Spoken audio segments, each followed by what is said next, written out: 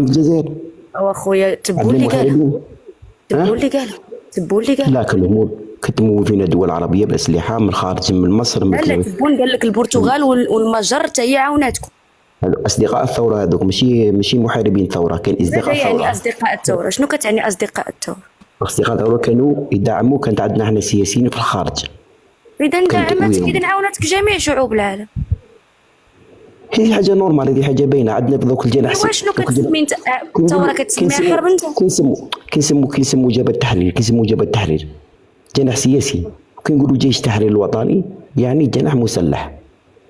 اييه، دابا انت درتي حرب مع المستعمر. بيان سور كنا حرب مستعمر. اييه. قول لي، هاد الحرب هادي بدات بواحد البيان كيتسمى بيان 1 نوفمبر، صحيح؟ هذيك تاع 54. وشنو اين الثوره كتهضر عليها انت؟ انا هذه ثوره من 54، هو من 54 بين اول نوفمبر بيان سور. بيان واحد، جبد لي بيان 1 نوفمبر شنو كيقول؟ في بزاف البنود. جبد لي نشوف، بغيت نقراه. ما انا عنديش الباين موش لا، ما عندك يهمش الكاميرا الباين. غتجبد لي البيان. ندخلوا في المضمون، ما ندخلوش في التفاصيل، ما تدخلينيش لا ريت، هذا هو ام ما المضمون. تدخلينيش في مع مالك، فيه الوحده الترابيه، فيه بزاف الامورات بين اول نوفمبر. واخا مالك، جبد لي البيان ديال 1 نوفمبر. جبت لك، كنستعمل دوزيام تليفون وجبت لك نقعد. هذا المضمون، شوفي المضمون تاع اسمه الشاو، ولا تحوسي بين نوفمبر، تحوسي فيه انت. الا كنتي تحوسي كدافع، فيه. الا كنتي كدافع على بلادك، جيب بيان 1 نوفمبر. عنده الكاميرا وعنده التليفون ديالي. عندي دوزيام تليفون نجيب لك بين اول نوفمبر، دوك نجبدها لك 2 مينوت. بين اول نوفمبر دوك ندخل لك نجبد لك بين اول نوفمبر. نهار ديالك 2 مينوت، دقيقه. ماشي المشكل. الياس عندك؟ عندي، ولكن خليه يجبدوا الله احسن. بين اول نوفمبر فوالا.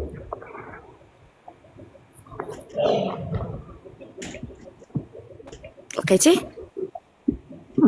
لقيتها بصح كتبه شويه صغيره. شوف هذا شي كبير. خلينا الكاميرا نشوف. خلينا الكاميرا نشوفوه. لا قدامي القرا فيه، سي با لابين هذه الكاميرا. لا، خصنا حنا نشوفوه. انت طالع قلتي باننا حنايا كنمروا عليكم مغالطات. جميل. بين اول نوفمبر يعد اول نداء جبهه التحرير الوطني الجزائري والوثيقه الاولى التي اطلقت عن اندلاع ثوره. لا، هذا كيشرح لك ما معنى البيان. ملخص يعتبر بين اول نوفمبر 1900 من اهم الوثائق التاريخيه التي اسست لمرحله هامه من تاريخ الجزائر، وربطت بين جيل الثوره وجيل الاستقلال وفق مبادئ وقيم. عنده مبادئ وعندها بنود تاعه. اسمح نجم ندخل في التفاصيل تاعها. انا جبد لي البيان. انا عندي البيان، هاوين هنا البيان. يلا حلنا الكاميرا نشوف. بين اول نوفمبر. حل الكاميرا نشوف. حلكش كاميرا من لك. تحوسي الكاميرا نحل لك. حل الكاميرا تاعتي، حل الكاميرا تاعي انا. انا ما كنقولش لك وريني راسك، وريني راسك، انا كنقول لك بين لي البيان. عندي البز راقد، ما نشعلش الضوء. ماشي مشكل، انا ندور غير التليفون نشوفوا البيان. نقراو. حاولي ندور لك التليفون تشوفي الباهي. 1 مينوت، دقيقة. كتبة صغيرة مانيش بين أول نوفمبر، ما قدرتش نواسيه. نحلك لا كاميرا كم كبرت لي لا.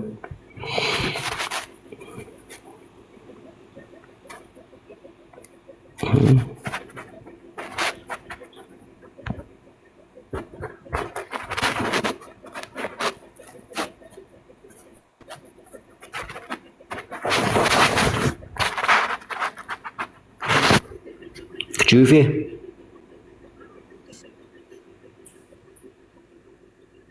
Cliquez là enregistrer, cliquez là enregistrer. غادي كليك لا انجستري. سي بون. دابا مزيان. دابا سدي فيها.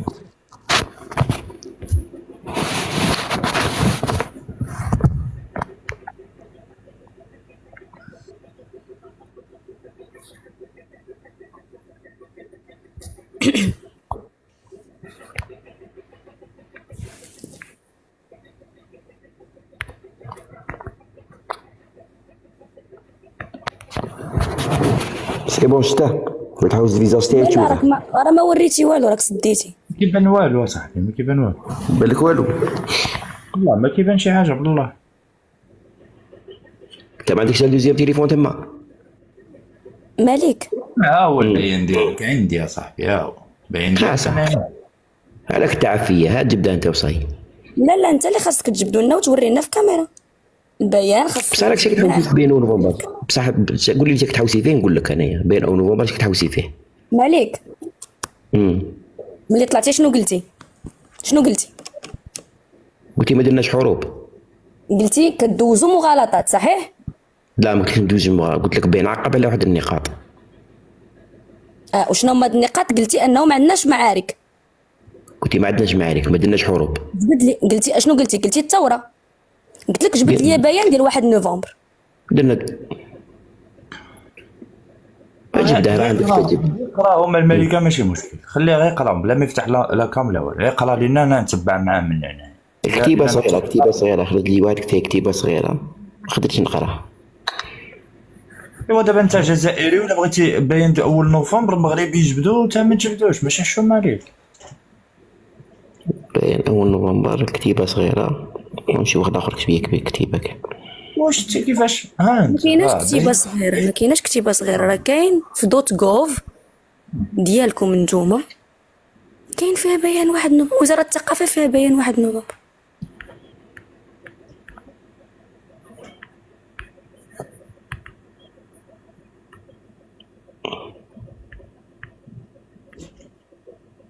شاك تحوسي البنود اللي فيه ولا شاك تحوسي بين نوفمبر؟ شاك تحوسي اجي البيان 1 نوفمبر مجبوده المغرب وتونس ولا لا؟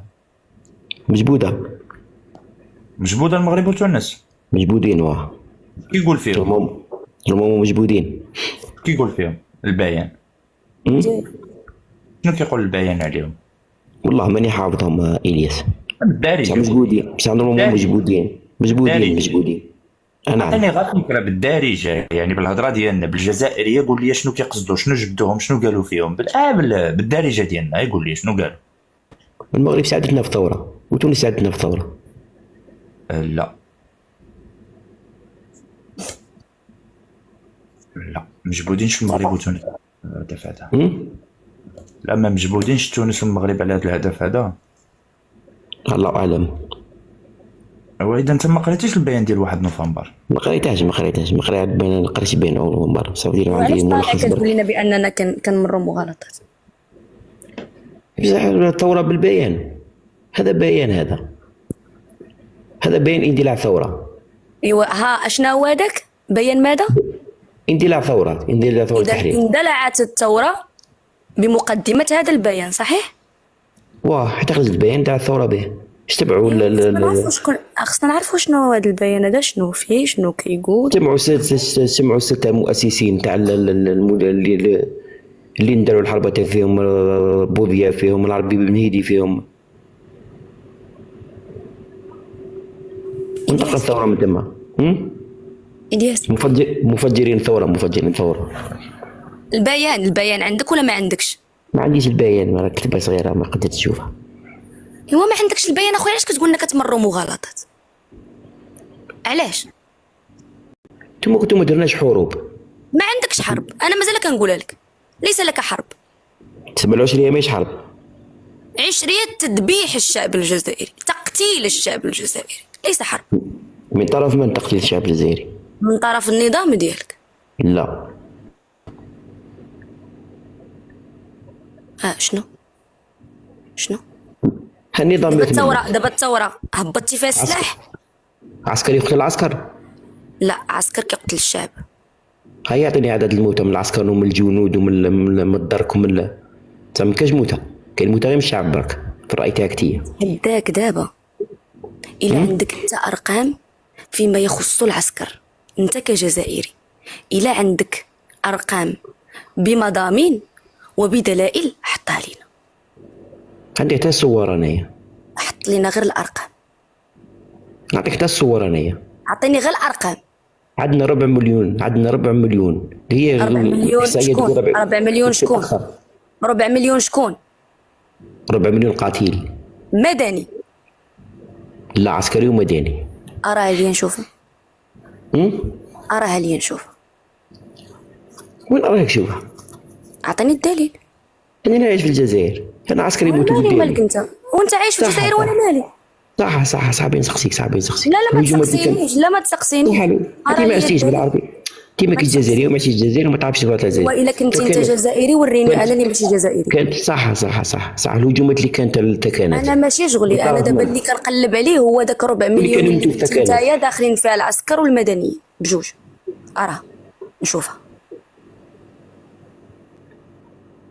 هذا الديفو تاعكم الملكه، ما يطلع لنا ونخليك تكذب على الشعب الجزائري. جيب لي الدليل، جيب لي التصاوير، جيب لي شنو بغيتي تطلع تتكلم بدون دليل؟ كيف بدون دليل؟ هذه كاع الناس تعرفها باللي موتا عسكر وسيفيل. ما كاش حد ما عارفينهاش. صح شكون من كان يقاتل من كان يقاتل من؟ انا دابا ماشي في من يقاتل من، انا بعد اول حاجه نتاكد منها هو ان ديك 4 مليون داخل فيها العسكري والمدني. شنو نورمال داخل فيها العسكر والمدني؟ راه نشوفها. كانوا كمائن. ما تعرفيش شوفي الحرب، شوفي حرب العصابات وحرب الكر والفر وحرب الاله ما تعرفيهاش هي باسكو ما عشتيهاش. ولا باغي تفرج عليها روح شوفيها في افغانستان، روح شوفيها في العراق، روح شوفيها في سوريا، روح شوفيها. هذه كانت عندنا حنايا. الاخ الجزائري عطيتينا معلومه اكدها لينا.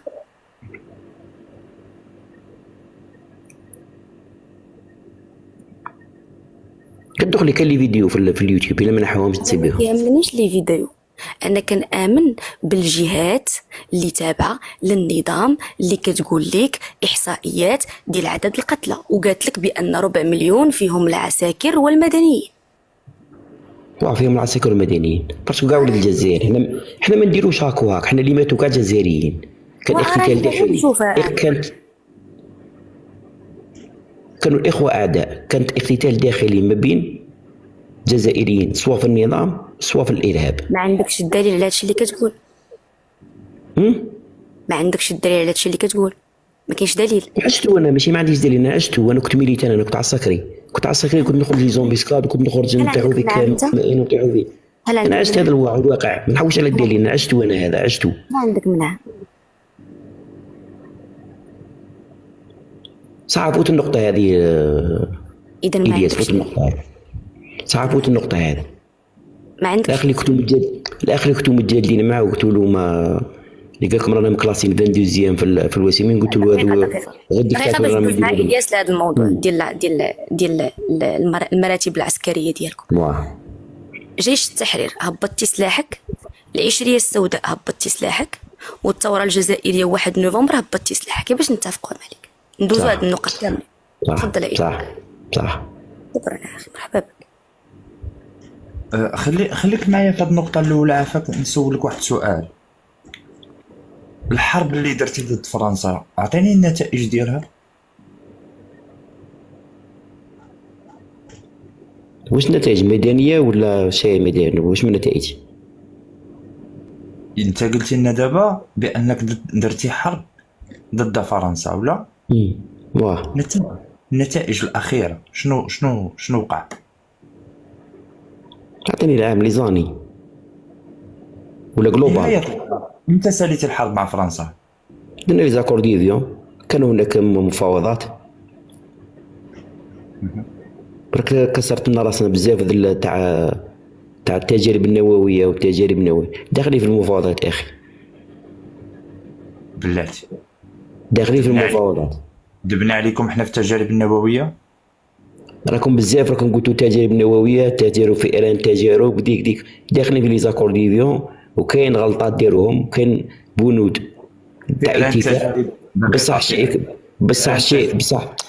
الشيء الملموس اللي درنا من لي زاكور ديفيون هما ما تنازلناش على شبر من الارض تاعنا، سيرتو الصحراء. كانوا يتفاوضوا على الصحراء بزاف. قول لي عافاك في ايران التجارب واش داخلين في لي زاكور ديفيان؟ ما كانش في ايران تجارب، كانوا داروا تجارب نوويه صراو من بعد الاستقلال. انت عاد دابا قلتي في ايران التجارب. لا نتوما راكم تقولوا في ايران تجارب وهما ما كاينينش في ايران تجارب. ما داوش عباد وسيروا فيهم الوسميين، بقاو النفايات سيروا في الارض وحدها برك. خليك من النفايات دابا حنا كنهضروا في ايران التجارب، استخدام الجزائريين كفئران تجارب. النظام الجزائري كيقول بانه كان هناك فئران تجارب تم استخدامهم من النظام الفرنسي. النظام ديالك كيكذب. راهم عايشين دروك، راهم عايشين دوك في ظل الارض، راهم عايشين دوك، راهم يخلصوا مساكين. كاين فرق ما بين الاثار الناجمه وعن فئران تجارب. فئران انا سمعت الاثار الناجمه، انا سمعت الاثار الناجمه قالوا نروحوا نقوا النفال الرسميين تاعكم اللي درناهم، باسكو الالغام حنا نقيناهم، الالغام صاي كملنا مع الالغام اللي كانوا زارعين. اذا ما سمعتينيش ما غاديش تعرف تجاوب. شوف النظام تاعك يقول فئران تجارب ماشي الآثار. الآثار يتحدث عنها وآخر ناس تكلم عليهم هو السيد عمجي تبون، اللي يتكلم على الناس اللي مازال لحد الساعة كتموت والبهايم وداكشي. هذيك الآثار هذيك. هاد الآثار نعم. أما فئران تجارب هما الناس اللي هما كيكونوا وسيلة من أجل إقامة تجارب، يعني كيعاشروا أو كيعاصروا تلك الحقبة، يعني كيكونوا هما أداة تمارس فيها. وهنا كيتكلموا على الجزائريين. هل نظامك يكذبوا؟ اذا كان كيكذب قول لي يكذبوا، كان كيقول الحق قول لي يقولوا الحق. يا خويا ما على باليش اصلا النصاب ديال المخ تاعي عندي قلب بريطاني قال لي يستوعب اصلا منطقه ركان في ذاك الوقت منطقه غير معموره غير مبنيه بالسكان، باسكو جبال وما كاينش مسكون هذيك ما اذا النظام يكذب. الله اعلم، ربما النظام على باليش خويا، ما على باليش. الاستقلال حصلتم عليه في 62. 62 جميل. الخروج ديال فرنسا كان حتى ل 78 من المناطق اللي كانوا كيديروا فيها التجارب. اذا لا 65 لا 65 65. شوف يا استاذ اسمعني مزيان. التجارب النوويه بقات حتى لفبراير 1967 والتجارب الكيماويه بقات حتى لسنه 1978. كاين جوج ديال الانواع، كاين التجارب النوويه وكاين التجارب الكيماويه. الكيماويه هي اللي كانت في عين الناموس، والنوويه هي اول مره. هذه اول مره نسمع بها. التجارب الكيماويه ما سمعت بها اول مره، النوويه سمعت بها بس الكيماويه ما سمعت بها. ها هو حبيبي هاك هذا حتى واحد ما يقدر. انا نتحدى جزائري كذب هذا السيدات هذا. لا هذا اروح نظف الاماكن اللي درت فيها التجارب النوويه اللي مازالوا الناس يموتوا، مازالوا متعطرين. انت وليت قوه نوويه وحنا بدينا المرض، ماكش باغي تنظف، بغيت نرجعوا اصدقاء. اروح نظف هذا الناموس اللي كنت وجدت فيه الاسلحه الكيميائيه نتاعك ولحد الان مازال الغلم نتاعنا. كان يوجد، كان يبريباري في الاسلحه الكيماويه بصح ما دارش تجارب، كان يوجد فيها. تسمع مليح الكلام تاعك واش رايقو. كان يبريباري في الاسلحه الكيماويه. عاود رجع لي لا فيديو. بغيت نرجعوا اصدقاء. اروح نظف هذا الناموس اللي كنت وجدت فيه الاسلحه الكيميائيه نتاعك ولحد الان مازال نتاعنا والبعير وهذه يموتوا. ايش تاع جوايدها لحد الساعه مازال الغنم تاعنا كيموتوا ملي كياكلوا الحشيش.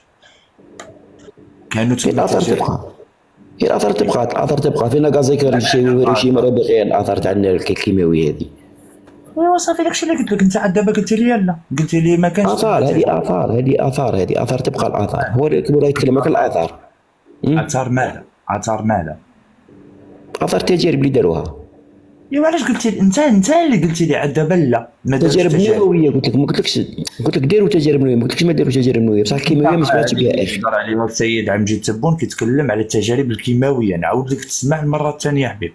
كانوا يبريباروا، قال لك بصح ما ديروش. كانوا يبريباروا، كانوا يصنعوا كانوا دايرين صافي دير مصانع تاع كيماويه تما، بصح ما ديروش تجارب فيها، خدموها تما كاينه. الاستاذ عارف شنو هو الكيماوي؟ عارفه ولا لا؟ الا ما كنتيش عارف ماشي لا نعرف الكيماوي، نعرف الكيماوي، اصلها كيماوي.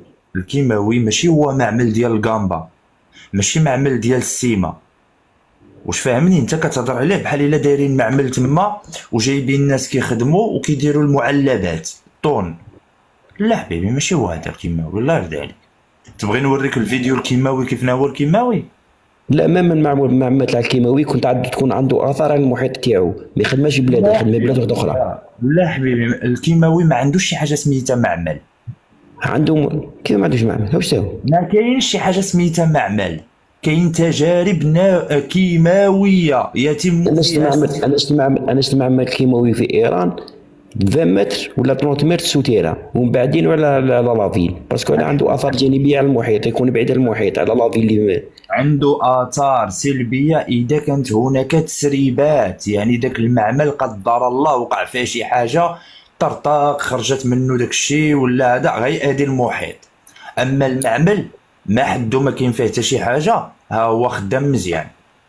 الراجل يقول لك هذا رئيس ديال البلاد، سمع مزيان رئيسك. أروح نظف هذا الناموس اللي كنت وجدت فيه الأسلحة الكيميائية نتاعك، ولحد الآن مازال الغنم تاعنا والبعير وهذه يموتوا لما ياكلوا الحشيش تاع جوايد واد الناموس. ها الصح وين راه؟ ماهوش فيه ان فو ديبا سور لي زاكور دو 1968. فاهمين ولا فاهمينش؟ فاهمين. سؤالي مادام انت خضتي حرب وخديتي استقلال في 62، هاد الناس شنو بقاو كيديروا عندك تما؟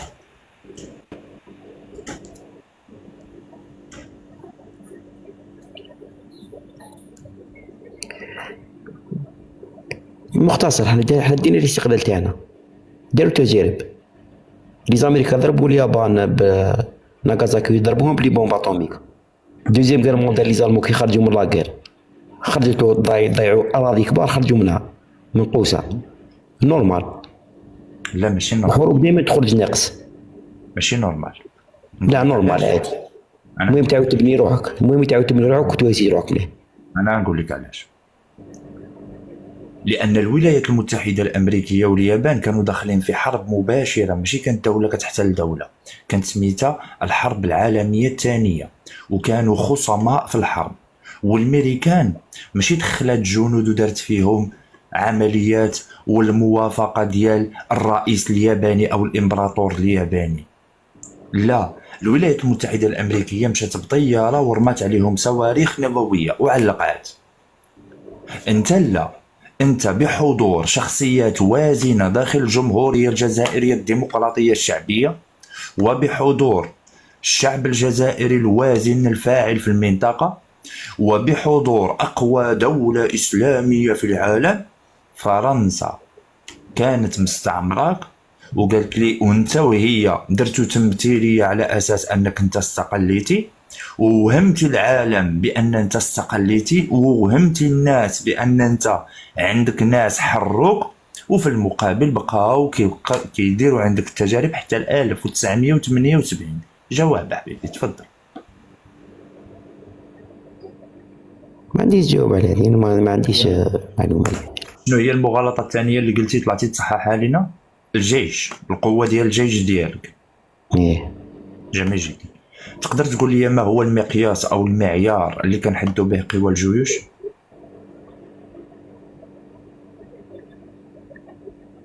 صوفت. مرحبا بك حبيبي، نورتيني. تواصل معايا حبيبي، نمرة عندك، التيك توك عندك، في اي وقيته تواصل معايا، حدد معنا، انا والملكه نرحب بك صوفت. اوكي مرحبا بك. مرحبا بك. تفضل مالك. والسؤال ما هي المعايير التي نحدد على إثرها قوة الجيوش؟ كاين منظمات هم اللي يحدوا الأسلحة في العالم. تلك المنظمات هل هي منظمات رسمية أم منظمات عامة، يعني خاصة، يعني ما محسوباش على دولة، محسوبة على شركات ولا شي حاجة؟ كاين منظمات خاصة وكاين منظمات صافي ديال عندها كاع صافي ديال طول. عطيني اسم واحد فقط ديال شي منظمة تابعة لهيئة دولية أو دولة معنية ولا شي حاجة، يعني شي حاجة رسمية، يعني .org. تفضل.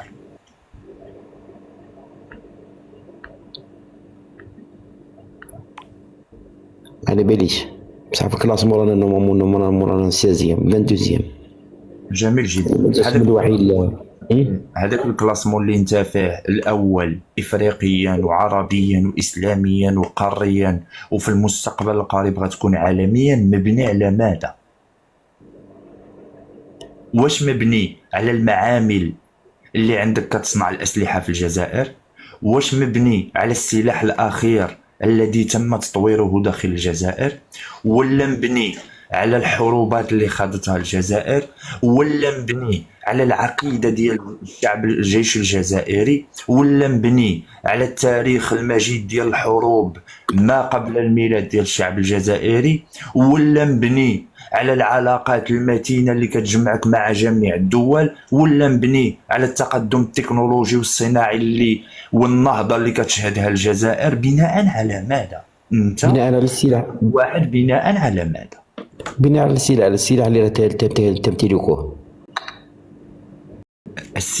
الأسلحة التي تمتلكها أنت. جميل. الأسلحة التي تمتلكها أنت بالنسبة لك أنت كجزائري، تلك الأسلحة إذا لم يكن هناك تزويد ديال الذخيرة من طرف الدولة المصنعة، هل بإمكانك تشغيلها؟ كيفاش؟ لنفترض عندك طائرة الشبح 7819، صح، ولكن الصاروخ اللي كيتركب في طائرة الشبح ما عندكش. طائرة الشبح شنو تقدر دير بها؟ كيف نجيب طائرة بلا صاروخ؟ انا نشري طائرة بلا صاروخ ولا كيفاش؟ ما فهمتش. لنفترض جبتي صواريخ، تلك الصواريخ يكون لها واحد المدة، واحد الظرفية زمنية وما كتبقاش، خصها واحد التعديل. انت يعني دابا وساعة خصك تكون كتطور. نعطيك مثال مع العلم ان هذا ماشي الدومين ديالي، ولكن راني فهمتك. لا راني فهمتك بصح الجزائر ما عندها التكنولوجيا، لا اكتسبت التكنولوجيا الاسلحه تاعها. تخدم. انا غنشرح لك. منظومة الدفاع اللي كتستخدمها دولة اسرائيل كتسمى بالقبة الحديدية، صحيح؟ صح. اليمن عندهم واحد الصاروخ يسمى فلسطين 2. هاد الصاروخ اللي سميتو فلسطين 2 استطاع ان يقتحم القبة الحديدية اللي عند اسرائيل. يعني اخترقها وفات كاع. وخليني غنجاوبك. صح. استطاع ان يخترقه. اسرائيل دابا تحاول تطوير المنظومة من اجل مكافحة هاد الصاروخ. يعني واخا كتكون عندك واحد الحاجه خصك تطورها، لان العلم يتقدم. انت عندك واحد الحاجه واعره اليوم، غدا يقدروا يخترقوها لك بشي سلاح اكثر، فانت خصك تطورها. وهلم جرا، انت كتطور هذا كيطور، انت كتطور هذا كيطور، انت هذا كيطور وهذا كيطور، انت ماذا تفعل؟ حنا عندنا اسلحه تشري من عند هذا، انت كتشري من عند هذا، ياك انت كتشري من عند هذا، ولكن خصك تفهم بان داكشي اللي شريتيه هذه 4 سنين تم اختراقه واصبح في السوق لا يساوي درهما، لانه تم اكتشاف شي حاجه. اللي انا نطلع لك مثلا السيد اللي عنده علاقه بهذا الشيء هذا، انا نرى كنلاقي سلوك، انا هذا الشيء هذا ما خاطيني بوليتيك فيه. نطلع لك السيد المختص في هذه المسائل هذه يزيد يشرح لك، وربما اذا قلت شي حاجه يصحح ليا، وضو الا قلت شي حاجه حبيبي صحح ليا. لا معليش، خليني نقدر نجاوبك عليها. لا انا بغيت نستافد. واحد دقيقه، انا مانيش خبير عسكري، هذه كان خبراء يجاوبوا عليها. لذلك اريد الاستفاده. لا حتى انا بغيت نستافد اصاحبي. وضو السلام عليكم. وعليكم السلام. الياس مالكه. اذا قلت شي حاجه ماشي هذيك صحح لي، الله يكبر لك.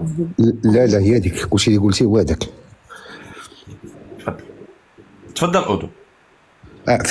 فين خليتو باش نهضر مع بريسي؟ فاش كنهضروا على القوه ديال الجيش الجزائري والتصنيفات اللي كتعطاهم من عند شركات مجلات تجاريه ولا شركات تجاريه ولا شي حاجه بحال هكا، مواقع تجاريه. تفضل. داكور. السي بالك انا ما سمعت، كنتي كتهضر انت كنتي في الجيش، قلتي في العشريه السوداء. كنت جندي احتياطي، انا ما كنت نأدي في الواجب الوطني تاعي تاع داكور سيرفيس ميليتير، سيرفيس ميليتير وي داكور سيرفيس ميليتير.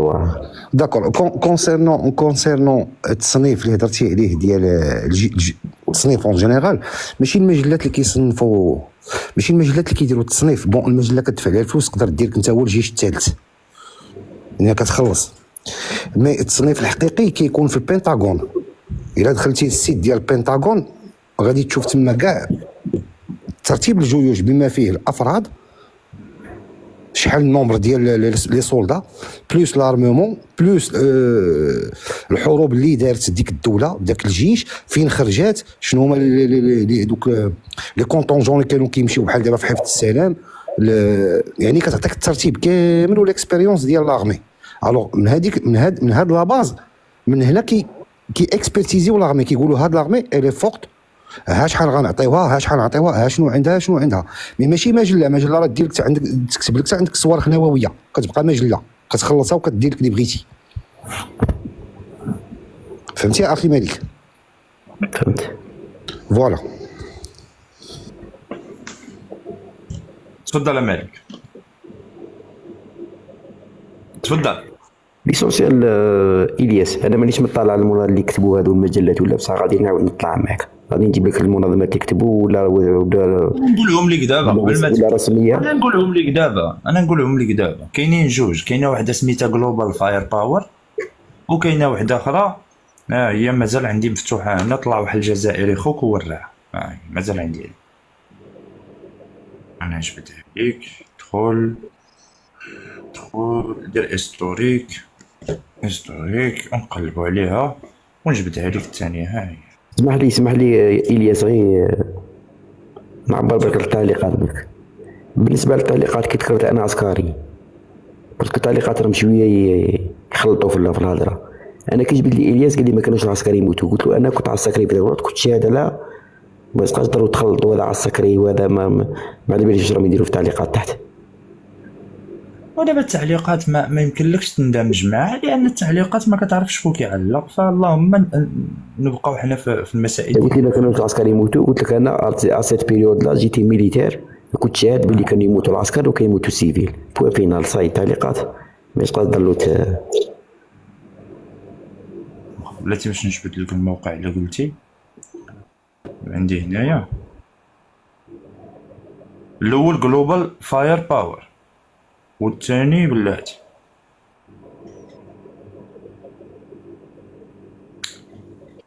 تاني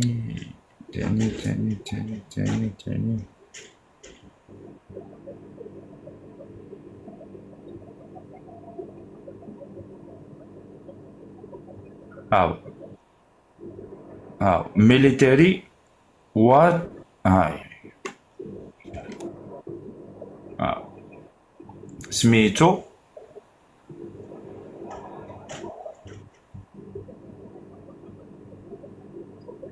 خرج نوريك حتى الجزائر فين هي. هاي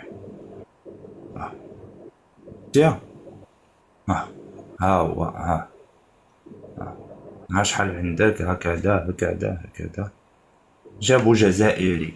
هذا المؤشر هذا شنو كيقول؟ كيقول بان الجزائر تحتل المرتبه 13 عالميا. فهمني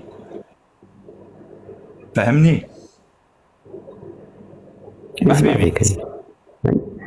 فيك. قيد عندك هذا الموقع هذا وسير قلب عليه. ها هو نتي سير ها فورس اندكس بوان ميليتاري واتش ماغازين بوان كوم واتش ماغازين بوان كوم.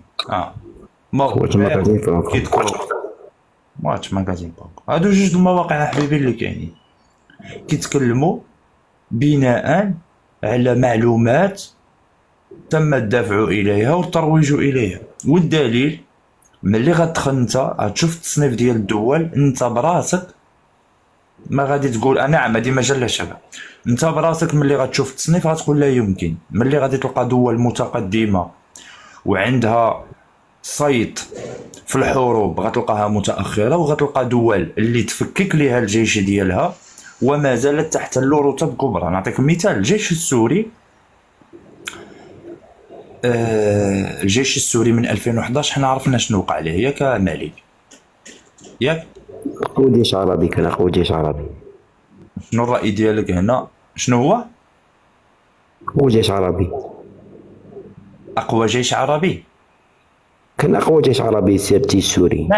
كان من أقوى، ما كانش أقوى ولكن من كان أقوى من الجيوش الأقوى. العربية، من أقوى الجيوش العربية. ولكن جيش من واحد. نعم كان من الأقوى، لكن من 2011 الجيش تفكك، وحنا عارفين بأن الجيش خسر أصلا. الجيش السوري خسروا حتى الأراضي ديالهم، حتى 2015 دخلت روسيا وإيران باش قدروا أنهم يسترجعوا الأراضي ديالهم، يعني جيش مفكك. فهنا مصنفينه بأنه أقوى من دول داخله في حلف الناتو، ومصنف اقوى من المملكه العربيه السعوديه. فكاين شي حوايج حبيبي خصك انت تمشي تفكر فيها وتعيد النظر ديالك فيها. هذا اللي نقدر نقول لك. شنو النقطه الاخرى اللي قلتي من غير العسكر؟ قلتي 3 نقاط، ما عرفت واش جاوبناك عليهم ب3 ولا 2. زيد شنو النقطه الثالثه؟ هم هذوما صحيح، هم هذوما. قال لك تحياتي على لك. الافلان مالهم الافلان؟ يا اكزاكتلي الافلان مالهم؟ الافلان انت باش تميز ما بين الافلان وكحزب سياسي وكجناح سياسي. انت تدوز غير الافلان، جيش التحرير كاع ما جبدتهاش. جيش التحرير كان جيش التحرير غير تهضر غير الافلان، قلت لهم ما ضربوش كاع رصاصه، ما تيراوش كاع، ما ديروش حرب. لا حنا ما كنهضروش على جيش الافلان اللي انت كتهضر عليه انت. لا ماشي على الجيش الافلاني، نهضر لك على الافلان ماشي على الجيش. باسكو كاين افلان كجناح سياسي، وكاين جيش تحرير كجناح عسكري، وكاين افلان وكاين افلان شوف انا نثبت لك دابا امام الناس كجناح سياسي كان ينقسم الى 2. وغنجبد لك مصدر ماشي مغربي وماشي فرنسي وماشي اثيوبي، غنجبد لك مصدر جزائري ومن الجامعه الجزائريه كيتكلموا على الافلان والانقسام ديالهم الى 2. حتى الافلان كجناح سياسي كنهضر لك. نعطيك دليل. انا واخا خلينا نتعمقوا في الحديث. قول لي بن بله وبومدين كانوا مع جبهه الافلان ياك؟ كانوا سياسيين وعسكريين. جميل. كانوا سياسيين مع بعضياتهم ياك؟ سياسيين وعسكريين او ميم طون. جميل جدا. بن بله هو اللي تولى الرئاسه ديال الجزائر ياك؟ هو اللي تولى الرئاسه. نعم. تصحيح الثوره او ما يفهم بتصحيح الثوره اللي هو انقلاب عسكري من الاركان قام به بومدين على بن بله. كانوا مع بعضياتهم. اي تصحيح للثوره، اي ثوره فشلت في عهد بومدين. شنو وقع في بومدين باش درت عليه تصحيح الثوره؟ سنشير الغزال الارحب. لا بن بله عنده مذكرات انذاك، وقال لك نهار اللي اعتقلوني صافي دير صافي ما تعاملوش معايا معامله سيئه ولا. ومن بعد المذكرات تاعو قال لك انا ما كنهضرش كيفاش تعاملوا معاه. انا اتحدث بومدين كانت عنده رؤى. بن بله ما فعله بالثوره حتى يصححها بومدين. بن بله كانت عنده رؤيه، والرئيس بومدين كانت عنده رؤيه. اي رؤيه؟ اعطيهم لنا هذه الرؤيه. هذه هل اختلفت حتى بعد استقلال الجزائر في 1962 عاد بانت الرؤيه؟ لا، من بعد عرفوا باللي الرؤيه في سبيل في خدمه الوطن، مش هي حاجه اخرى. لماذا هذه الرؤيه؟ ما الذي تقوله هذه الرؤيه؟ السياسيين الذي فهموها. انت كجزائري ما هي رؤيتك لبن بله اول رئيس شرعي استلم حكم الجزائر؟ انا ما حضرتش وقت بن بله، ما نعرفوش. هذا هو المشكل. دابا انت طالع كتكلم لي على الافلان، وانت اول واحد اللي كيمثل جبهه الافلان وخدا زمام الامور تم الانقلاب عليه بمبرر الاصلاح او اصلاح الثوره ولا ما شنو سماوه. فانا كنسولك سؤال، هذا الا ما كنتيش عارف هذا الشيء هذا فانت ما يمكن لك تعرف حتى شي حاجه. هذا من الابجديات ديال الجزائري خصو يعرفها، لان اول واحد قاد الجزائر، اول واحد قاد الجزائر كانت واحد الحاجه سميتها التصحيح الثوري. ما معنى التصحيح الثوري؟ اي ان الثوره كانت غاده في مسار خاطئ، وان ذلك الرجل اخذ الثوره الجزائريه الى شيء خاطئ. شنو هو الحاجه الخاطئه اللي دارها هاد بن بله؟ علاش ما خاضش المسار الصحيح تاعها الثوره؟ كان في اتجاه غير صحيح. ما هو هاد غير صحيح. شنو هو؟ بن بلة اخذ الثوره الى شي حاجه ماشي واش لانه كان يريد تطبيع العلاقات مع فرنسا، ام العكس بومدين هو الذي كان يريد تطبيع العلاقات مع فرنسا؟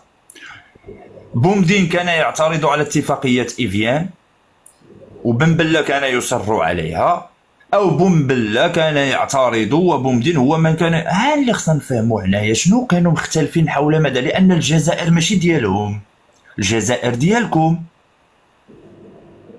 الجزائر ديالكم ماشي ديالهم. اذا هاد جوج ديال الناس كانوا يمثلون الجزائر، واحد دار انقلاب على واحد بمسمى تصحيح ديال الثوره. ما هو السبب؟ فقط. بصح الاخ الياس كان انقلاب سلمي، ما كانش انقلاب يا اخي انقلاب ابيض. ألم يزج به في السجن؟ لا ما كانش في السجن، كان في اقامه جبريه، كان في سكنه، كان في اقامه جبريه. والله كان معنى في فيلا، الإقامة الجبرية أليس سجنا؟ كان في فيلا وما كانش متزوج، كان اعزب وتزوج ومن بعد راح اختار البلد اللي راح له. تنحيته من منصبه في بلد ديمقراطي هي جريمة.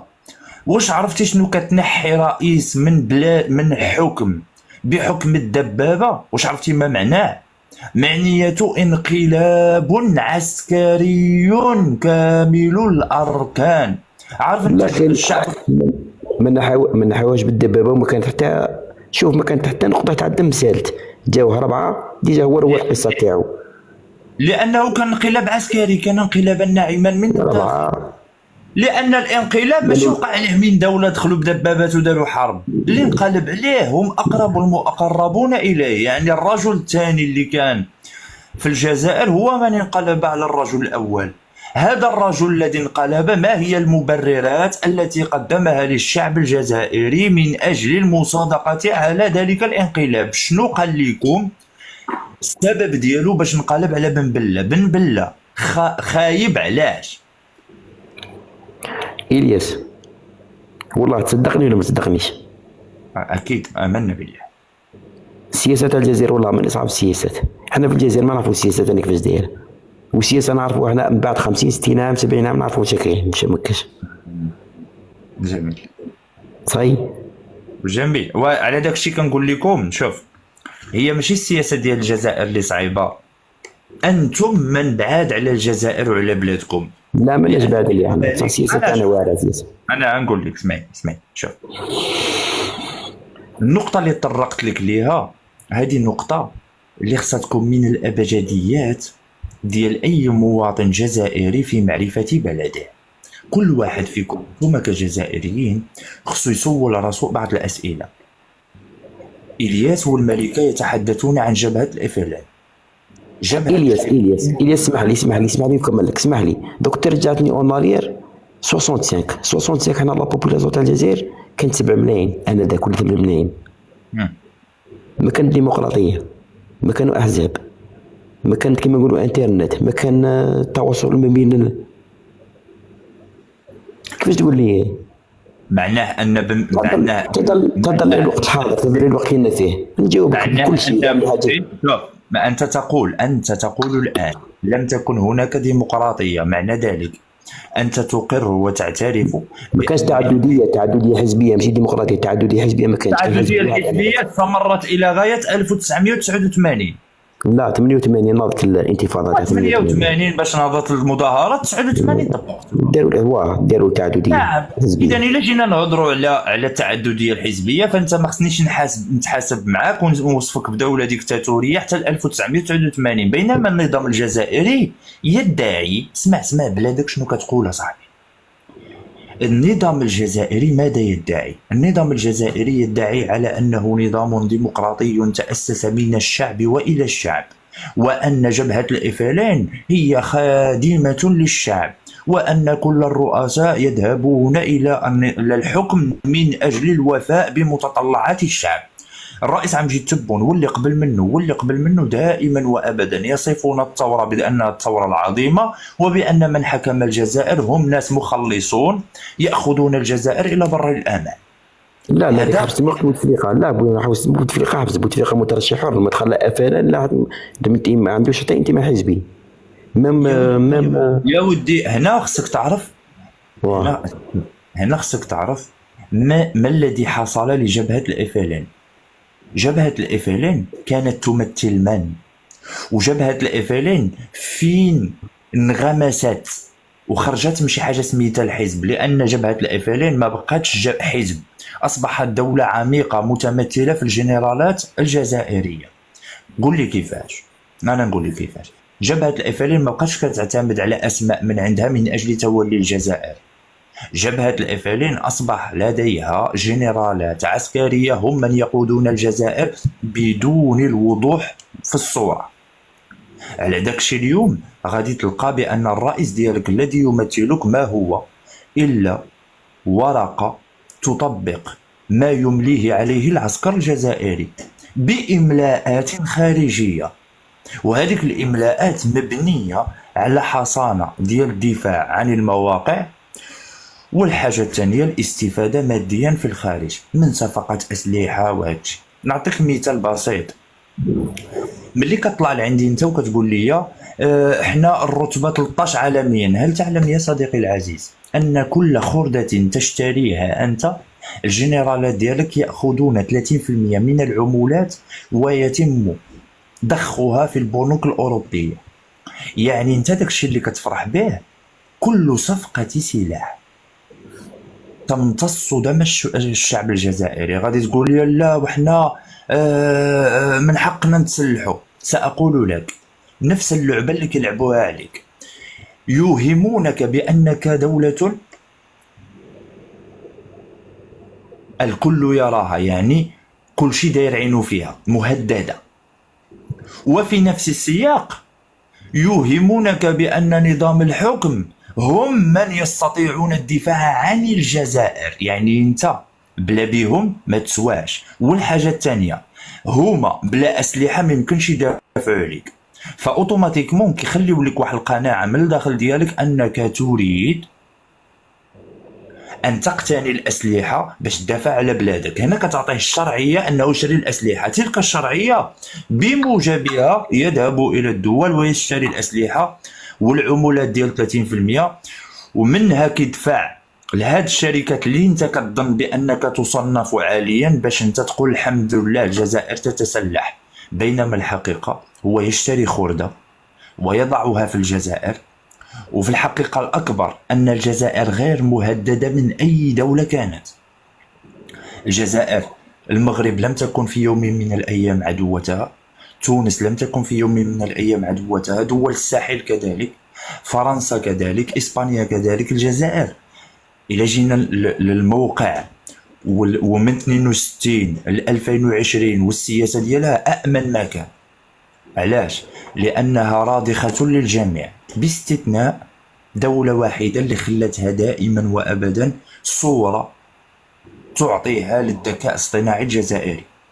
كتصدر لكم بأن المغرب عدو باش كتعطي مبرر كيفاش تشري الأسلحة، وفي نفس الوقت كتلعب على العقيدة الإسلامية بحكم أن الشعب الجزائري من الداخل ديالو وحنا الشعوب الإسلامية كاملين عندنا داك العاطفة الجياشة، فذاك العاطفة كيلعبوا لكم عليها العاطفة الدينية، فكيقولوا لكم إننا مع فلسطين ظالمة ومظلومة وأن إسرائيل تهاب الجزائر وحدها.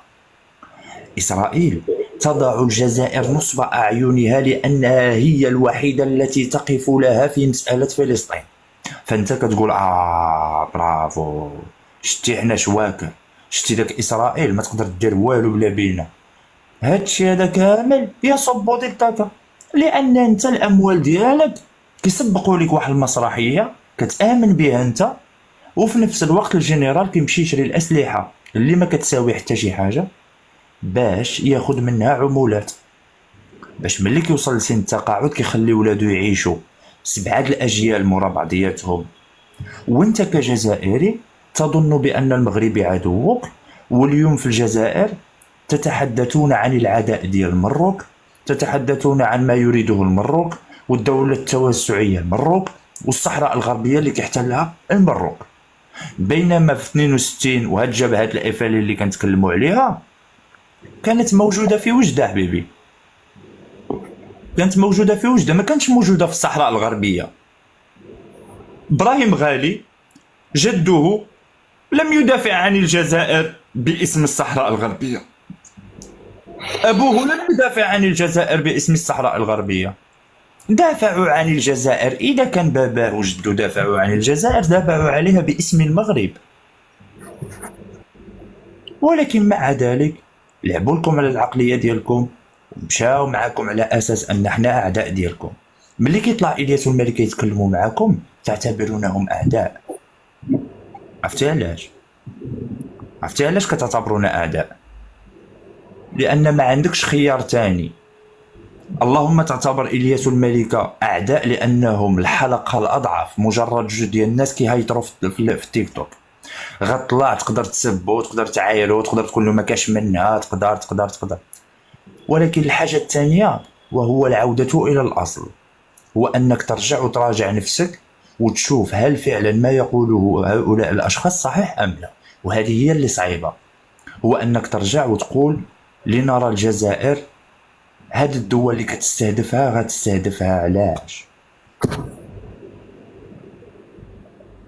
علاش غتستهدف؟ المغرب غتستهدف الجزائر لأي سبب، حنا غنبغيو نطيحوا الجزائر لأي سبب، المغرب يريد التوسع في الجزائر لأي سبب.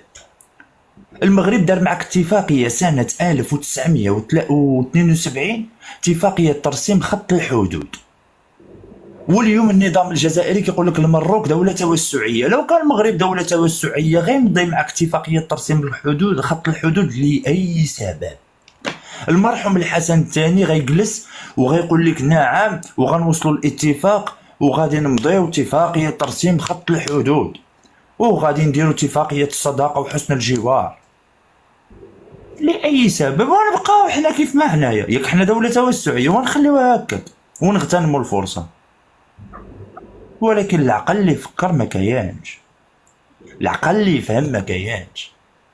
اليوم كيحاولوا ما امكن انهم يصدروا لكم واحد الفكره على اساس ان المطالبه بتاريخيه الارض هو اعتداء على السياده الجزائريه. ما قالوا لكمش بان النظام الجزائري يخون النظام المغربي والشعب المغربي حينما يدمر الاتفاقيات ولا يحترمها، وهو باغي يدير عراقيل مع المملكه المغربيه من اجل شطب تلك الاتفاقيات اللي فيها خط ترسيم خط الحدود.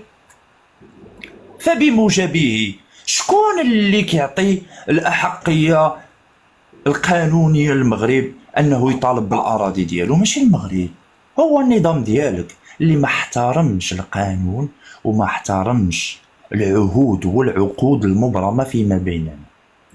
ما بغيتوش تفهموا هادشي هذا، عينا نفهموكم، عينا نقول لكم الشعب المغربي والنظام المغربي ماشي اعداء ديالكم، اعداؤكم الحقيقيين هو النظام اللي كيحكمك.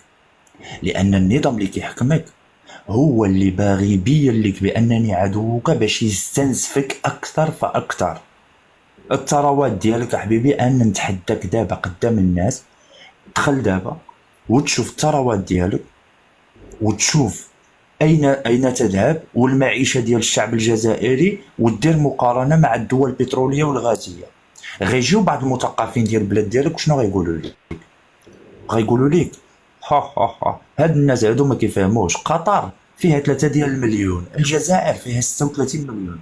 قل له نيابة عني، قل له راك ما كتعرف توزع، لأن الدول اللي عندها كثافة سكانية عندها شباب يعني عندها يد عاملة، واللي عندها مساحة ورقعة جغرافية كبيرة يعني عندها أرضية، والأرضية تستوجب اليد العاملة. خصها غرس المال باش توظف الطاقات، خصها ناس يكونوا متعلمين باش يخرجوا لنا فلاحين اللي يزرعوا أراضي ويكون عندنا منتوج زراعي في المستوى. تلزم لنا ناس اللي يخترعوا لنا ونديروا مصانع ونصدروا. ها اللي كنحتاجو. غادي يقول لك الجزائر تصنع 1,000,000 برميل في اليوم، قطر تصنع 10 مليون برميل في اليوم. قول ليه بان قطر اللي كتصنع 10 مليون البرميل في اليوم الانتاج ديالها او العائدات ديالها شوف كيف داير، وشوف انت العائدات ديالك ديال مليون برميل في اليوم العائدات ديالو كيف دايرين. شوف انت الشركه ديال قطر اللي شاده الغاز والبترول القطري مع من دايره اتفاقيات، وشنو هما الالزاميات ديالها ولمن كتصدر. وشوف انت الشركات اللي عندك ديال سوناطراك مع من ولمن كتصنع. هادشي اللي خصك تهضر فيه. قول ليه الرؤيه اللي شافت السعوديه والكويت وقطر والامارات داروا رؤيه ما بعد 2030. الدول البتروليه والغازيه بدات كتشوف بان خصهم يقلبوا على موارد وحده اخرى، يقلبوا على موارد وحده اخرى باش يحسنوا الاقتصاد، باش ما يبقاش اقتصاد ريعي، باش ما يبقاوش تحت رحمه الاسعار ديال النفط والغاز. فكلهم مشاو واتجهوا للصناعه والسياحه. الجزائر حبيبي متجهه لماذا؟ تقدر تقول لي انت شنو هو الافق اللي متجهه ليه الجزائر؟ تقدر تقول لي السياسه ديال الجزائر في 2024 تقرب البترول والغاز الجزائري يتسالى، فين غادي؟ عن ماذا تبحثون؟ هادو هما الاسئله اللي خصك انت تصور راسك. هذا هو الوضع الجزائري الحقيقي، هو هذا. اما المروك، مروك بعيد عليك، بعيد عليك بزاف. مروك بعيد عليك وما عمرك غتوصل لا ليه ولا عليه. ماشي بعيد على المروك، غير في الحدود غير هنا برك.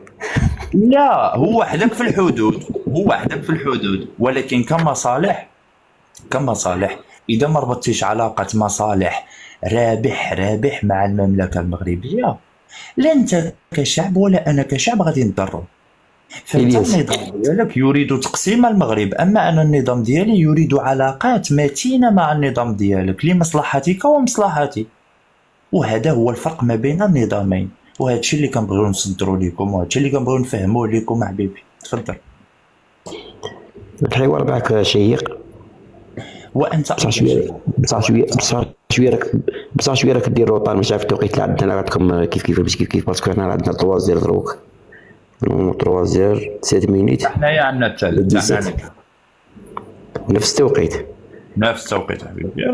راح نتمنى شوف كاين نقاط نوافقك فيهم وكاين نقاط ما نوافقش فيهم. ما عنديش مشكل. نتمنى نعاود نطلع معك الياس. تحياتي حبيبي، مرحبا. باسكو الوقت فات في الليل بزاف مانيش مركز مليح معك. ماشي مشكل، تحياتي. ايوا استسمحكم، ما كاين حتى مشكل. ايوا تسمعونا على خير. بيض الله وجهك. هبطني الياس، هبطني خويا. واحد المعلومه كتفسر بزاف ديال المواقف ما بعد استقلال الجزائر. وانا حصلت على ملحق اقتصادي لاتفاقيات ايفيان ينص على انشاء شركه ميكس، سوسيتي ميكس 50-50%، تمتلك فرنسا فيها المونوبول، يعني احتكار التنقيب والاستخراج والتسويق والنقل. 4 وظائف التي تشكل سلسلة أو دورة ديال الطاقة تحتكرها الجزائر. ما عنديش، ما عرفتش المصير ديال هذا الملحق الاقتصادي، مازال كنبغي نتعمق، ولكن حصلت على المعلومة على الملحق الاقتصادي في الموقع ديال بينتر است. أنا ما قاريش الأنجلي ولكن كنطقو باللاتينية. شكرا. صوف، تحياتي لك حبيبي. واخا الملكة معنا؟ الياس وي معنا ياك؟ اوكي الشباب، اليوم كان معنا الاخ سوفت، شارك معنا بموضوع كان مهم وسمعنا ليه، وان شاء الله باذن الله غادي يعاود يرجع معنا في لايف اخر، في حلقه واحده اخرى ان شاء الله، ويزيد يغنينا بالمعلومات اللي عنده بالوثائق وبداك الشيء. اليوم ما كناش غنديروا لايف، ولكن نظرا للارتباط ديالنا مع الاخ سوفت اضطرينا اننا نديروا لايف. فعلى داك الشيء سنغادركم باكرا. شكرا جزيلا لكم كاملين. بعدا نرحبوا بالاخ صوفت ونشكروه على الحضور ديالو هو الاولاني. صوفت شكرا جزيلا لك. وانا فخور على انني حصلت على الف ديال الاحبه والاصدقاء جدد في الجزائر، كنفتخر بهم. على الرفق. مرحبا بك. مرحبا بك صوفت، وتنورنا. والخاص نهار تكون واجد حبيبي علمني وانا في الخدمه. بالنسبه للاخوان والاخوات كلكم جميعا مغاربه، كلكم جميعا بدون استثناء، منصه هي منصتكم. اي واحد قادر انه يقدم شي جديد مرحبا، عنده منصه نمشيو لعنده مرحبا، ما كاين حتى شي مشكل. فنحن في الخدمه ديالكم ومعكم، هذا هو اللي مهم واللي خصني تعرفوه كامل. بالنسبه لللايف الشباب سننهيه باكرا، لان اليوم والله ما كنا غنديروا لايف حتى الغدا ان شاء الله. والله حتى انا عندي الخدمه والله سمحوا لي بزاف. فحنايا الالتزام ديالنا مع الاخ صوفت باش قدرنا نحلو. ثانك يو سو ماتش ليكم جميعا جميعا جميعا. مايسترو واخا حبيبي نشوف. شكرا لكم جميعا. واحد واحد واحد واحد واحد. اصابعكم اقبلها كاملين بدون استثناء. لالا باي باي الملكه لكم. تصبحين على خير. على خير. شباب السلام عليكم ورحمة الله وبركاته. تلاقى. سانشيرو. Good night brother.